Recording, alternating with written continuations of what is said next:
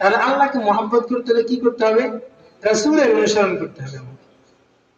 একটার সাথে আরেকটা বেঁধে দিয়েছেন, কারণ শেষ তুমি বন্ধু আল্লাহ অনেক কাছে।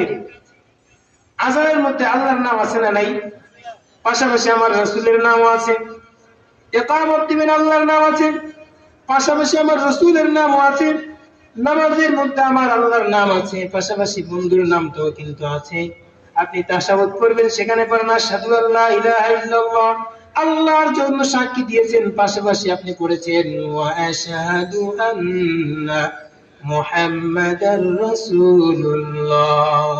तकबीर में कलिमों में नमाजों में अज़ामें, तकबीर में कलिमों में नमाजों में अज़ामें, ऐ नाम इलाही से मिला नाम मुहम्मद, ऐ नाम इलाही से मिला नाम मुहम्मद।